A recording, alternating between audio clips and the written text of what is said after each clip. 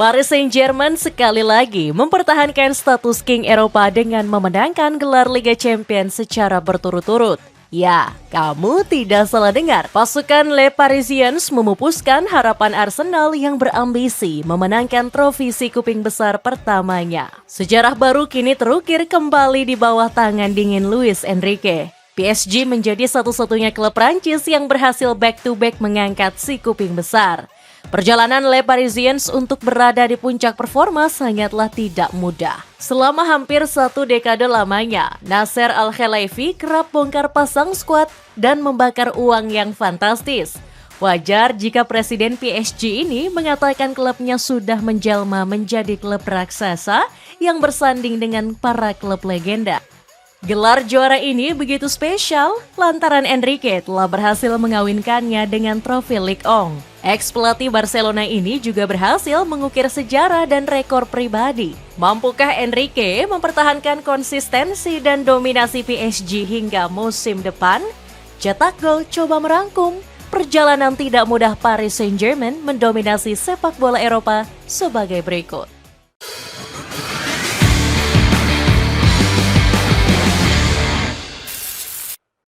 Pupuskan harapan Arsenal, PSG back-to-back juara Liga Champions. Kalau ada teman kamu yang murung, kita langsung cap saja dia fans Arsenal. Gunnar sekarang harus mengantri masuk ke dalam goa yang bakal menjadi tempat tinggalnya selama beberapa hari.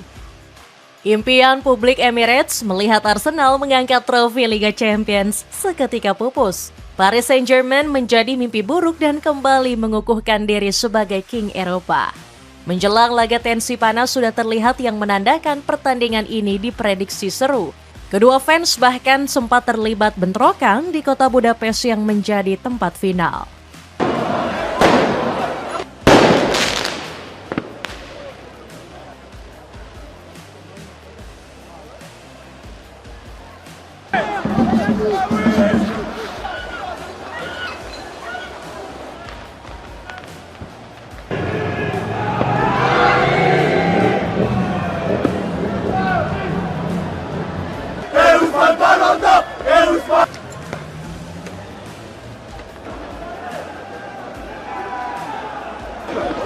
Usut punya usut, bentrokan ini terjadi lantaran fans Arsenal tidak terima diejek 0 trofi UCL. Tetapi fakta telah berbicara. Apa yang disampaikan fans PSG memang benar adanya. Les Parisiens mampu back-to-back juara setelah mengalahkan Arsenal lewat drama adu penalti. Arsenal sebenarnya sudah tancap gas di babak pertama lewat gol Kai Havertz di menit 5. Bahkan skor ini bertahan sampai wasit meniup peluit babak pertama berakhir. Keunggulan tersebut membuat Mikel Arteta langsung menerapkan skema bertahan total. Beberapa kali serangan PSG selalu digagalkan oleh Gabriel Magalhaes. Bek tengah asal Brasil ini tampil luar biasa dengan melakukan intervensi krusial di sisa babak pertama, termasuk tackle yang tepat terhadap Vicha Kvaratskhelia di kotak penalti. The Gunners tetap terlihat mengancam dalam serangan-serangan ke jantung pertahanan PSG. Peluang dari Bukayo Saka dan Kai Havertz berhasil diblok oleh Marquinhos di injury time babak pertama. Lini pertahanan Arsenal memang tampil solid dan anti jebol berkat skema pragmatis Arteta. Tetapi bukan berarti PSG menyerah begitu saja di tangan Arsenal. Malapetaka The Gunners justru datang di menit 61 setelah Christian Mosquera melakukan kesalahan di kotak penalti. Ousmane Dembélé yang menjadi algojo sukses menjalankan perannya dengan baik.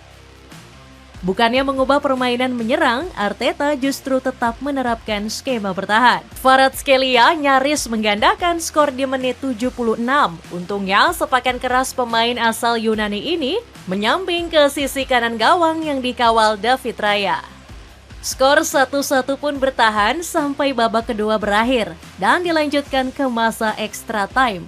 Di babak tambahan, kedua tim gagal mencetak gol dan terpaksa dilanjutkan dengan drama adu penalti. Pada drama adu penalti kali ini, Gabriel yang awalnya dielu-elukan tampil kokoh seketika berubah menjadi kecaman. Sebab dia gagal menjalankan tugasnya dengan baik, menjadi eksekutor terakhir. Tendangannya melambung tinggi ke sisi kiri gawang yang dikawal oleh Matvei Safonov. Kesalahan kecil ini bikin fans The Gunners meluapkan kekesalannya di Instagram pribadinya. Ini sesuai dengan kata pepatah campak bunga dibalas dengan tai.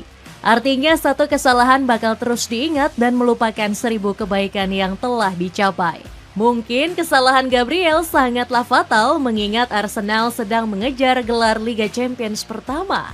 Bayangkan, The Gunners dielu-elukan dan diunggulkan mengangkat gelar si kuping besar. Bahkan superkomputer Opta memprediksi Arsenal bisa juara sebesar 55,76%. Statistik hanyalah di atas kertas yang menentukan kemenangan tentu mentalitas. Mungkin The Gunners kalah mental dan pengalaman di mana PSG telah bermain di final sebanyak 3 kali. Bandingkan dengan Arsenal yang baru bermain di laga finalnya sebanyak 2 kali. Itu pun terakhir kali digapai pada tahun 2006. Artinya sudah 2 dekade lamanya, The Gunners baru lolos final. Nasser Al-Khelaifi senang bukan main dengan gelar juara yang diraih Le Parisiens. Nasser mengatakan jika mempertahankan takhta tertinggi Eropa adalah sebuah pencapaian besar. Gelar Liga Champions kedua secara beruntun ini lebih dari sekedar momen bersejarah. Ini menandai awal dari sebuah legenda bagi klub kami. Untuk sepak bola Prancis dan untuk kota kami, kata Nasser. Berbeda dengan Nasser, Arteta justru menyalahkan kepemimpinan wasit. Menurut pelatih asal Spanyol ini, seharusnya Arsenal mendapat hadiah penalti saat Noni Madueke dijatuhkan setelah bertabrakan dengan Nuno Mendes di masa injury time. Namun nasi sudah menjadi bubur, Arsenal pun harus mengakui keunggulan PSG. Warga Parc des Princes merayakan euforia ini dengan melakukan konvoi di seluruh kota Paris. Mereka bangga bukan main lantaran Le Parisiens mengukir berbagai rekor dan sejarah yang begitu mentereng untuk warga kota Paris. PSG menggendong nama baik Prancis sebagai satu-satunya klub yang berhasil back-to-back juara Liga Champions. Ini sudah menggeser pencapaian Olympique Marseille yang meraih 1 trofi. Le Parisiens juga berhasil menyamai pencapaian Real Madrid, yakni menjadi salah satu tim yang mampu mempertahankan gelar Liga Champions di era modern. Bahkan PSG menjadi tim pertama yang back-to-back di era format baru UCL. Sekelas Real Madrid pun masih belum bisa juara setelah UEFA menerapkan format baru di tahun 2024. Peran besar Luis Enrique mengubah karakter PSG. Jangan lupakan peran Luis Enrique yang sudah membawa kejayaan bagi PSG. Namanya mungkin akan terukir abadi sebagai satu-satunya pelatih yang mampu mengukir sejarah dan rekor. Enrique menjadi satu-satunya pelatih dengan tingkat persentase kemenangan tertinggi sebesar 63,5%. Bahkan mengalahkan pencapaian Pep Guardiola dan Louis van Gaal. Selain itu, Enrique juga menjadi pelatih yang mampu meraih ke final. Dari 18 yang sudah dijalani, 15 diantaranya bahkan diraih dengan memenangkan gelar. Gak mengherankan persentase kemenangan di laga final, Enrique mencapai 83%. Di pertandingan final kali ini, Enrique melakukan satu keputusan yang sangat krusial. Setelah tertinggal 1 gol, dia sadar jika PSG membutuhkan gol yang menjadi pelecut semangat. Enrique langsung menguatkan sektor lini tengah agar bisa memberikan suplai ke striker. Lihatlah bagaimana Vitinha dan Fabian Ruiz tampil mengesankan di laga kali ini. Heatmap menunjukkan jika Fabian Ruiz menjadi pemain paling sibuk di pertandingan melawan Arsenal. Sementara Vitinha bahkan menjadi man of the match dengan mencatatkan statistik mentereng. Bermain selama 105 menit, pemain asal Portugal ini menjadi pengatur tempo permainan PSG. Vitinha mampu menjadi pemain dengan jumlah sentuhan terbanyak yakni 162 kali. Distribusi bolanya nyaris sempurna dengan mampu mengirimkan 141 umpan akurat dari 150 percobaan. Gak mengherankan tingkat akurasi distribusi bola Vitinha mencapai 93%. Dia juga mencatatkan 13 umpan ke sepertiga akhir lapangan yang membantu PSG terus menekan Arsenal. Selain mengatur permainan, Vitinha turut berkontribusi dalam membangun peluang. Dia menciptakan 3 peluang bagi rekan setimnya dan beberapa kali mencoba mengancam lewat tembakan dari luar kotak penalti. Perannya sebagai metronom lini tengah terlihat jelas terutama setelah jeda pertandingan. Vitinha terus menjadi titik awal sirkulasi bola PSG dan menjaga timnya tetap dominan dalam penguasaan bola. Kemampuannya mengendalikan tempo permainan memang sudah lama menjadi salah satu kekuatan utama PSG. Ini menunjukkan betapa cerdasnya Enrique dalam memanfaatkan kemampuan pemain. Gak hanya pandai mengatur tempo, Enrique juga mengubah mental dan karakter PSG. Sebelumnya, Les Parisiens dikenal sebagai klub yang kerap membakar uang demi membeli pemain berharga mahal. Tetapi di musim panas kemarin, PSG hanya menghabiskan dana 111 juta euro saja. Ini menunjukkan untuk menuju kejayaan diperlukan waktu untuk membentuk mental yang kuat. Dapatkan sendal anti-slip dari Brain Pose. Kamu bisa dapatkan voucher dengan mengklik link di bawah ini. Lepasnya kutukan sial Kylian Mbappe. Ada satu hal yang menjadi sorotan setelah PSG back-to-back juara si kuping besar. Siapa lagi kalau bukan Kylian Mbappe yang masih terus dikaitkan dengan kutukan. Sejak si tuan kecil memutuskan pergi dari Parc des Princes, PSG mampu lepas dari kutukan. Niat hati pergi ke Real Madrid meraih Liga Champions, Mbappe justru bernasib apes. Sudah 2 musim berturut-turut sejak kepergian Mbappe, PSG malah lolos ke final. 2 laga final itulah berhasil dimenangkan dengan mengangkat trofi si kuping besar. Selama hampir 11 tahun berkarir, impian Mbappe meraih Liga Champions lagi-lagi pupus. Bukannya mendapat tim yang sehat, keputusannya bergabung ke Real Madrid malah menjadi blunder. Los Blancos saat ini sedang dipenuhi dengan masalah ego pemain yang sangat rumit. Berkumpulnya bintang bukanlah menjadi solusi, justru menambah masalah ego yang sulit teratasi. Ego tersebut akhirnya meledak hebat pada awal bulan Mei kemarin. Ledakan pertama di ruang ganti terjadi saat Kylian Mbappe mendatang kelahi dengan staf pelatih Arbeloa. Kebetulan staf pelatih Arbeloa mendapat tugas sebagai asisten wasit saat sesi latihan. Nah, staf tersebut langsung memvonis Mbappe dalam berada posisi offside.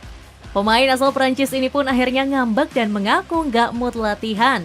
Masalah tersebut semakin panjang dan berpengaruh ke sikap Mbappe yang tidak profesional. Donatello tertangkap kamera sedang mogok latihan dan berlibur ke Italia bersama pasangannya. Aksinya tersebut mendapat kecaman lantaran Mbappe dianggap telah melukai hati Madridista. Bagaimana tidak? Sikapnya yang suka foya-foya ini dilakukan saat sedang dalam masa pemulihan cedera. Real Madrid yang lagi berjuang memulihkan cederanya seolah seperti tidak sedang dihargai. Sejak Mbappe keluar, masalah ego pemain PSG juga sudah mampu teratasi dengan baik. Kita sudah tidak lagi mendengar isu perpecahan di tubuh Les Parisiens. Enrique telah sukses membawa ruang ganti PSG menjadi lebih harmonis. Nasser Al-Khelaifi mengatakan mendatangkan Enrique adalah sebuah keputusan terbaik. Presiden PSG ini gak segan mengatakan Enrique sebagai pelatih terbaik di dunia. Luis Enrique benar-benar aset terbaik kami, yang terbaik, keputusan terbaik saya. Dia adalah pelatih yang fantastis, pelatih terbaik di dunia, tetapi juga sebagai pribadi yang luar biasa, tegas Nasser. Enrique juga bisa membuktikan ucapannya yang menyebut PSG akan baik-baik saja tanpa Mbappe. Komentar ini dia sampaikan pada tanggal 12 Mei 2024 lalu. Terlepas dari siapa yang di sini atau tidak, tujuan saya adalah jadi lebih kuat. PSG akan terus jadi tim hebat dan kami akan jauh lebih baik. Kami akan mendatangkan pemain dengan mental yang kuat dan identik dengan klub. Begitulah hidup, tegas Enrique. Buat kamu yang ingin tampil kece bisa membeli jubah pria dewasa premium dari Ahsan. Cek linknya di bawah ini. Itulah ulasan Paris Saint-Germain back-to-back juara Liga Champions. Bagaimanakah pendapatmu? Mampukah Luis Enrique mempertahankan konsistensi dan namanya akan sejajar dengan pelatih besar sekelas Pep Guardiola? Coba tulis pendapatmu di kolom komentar di bawah ini.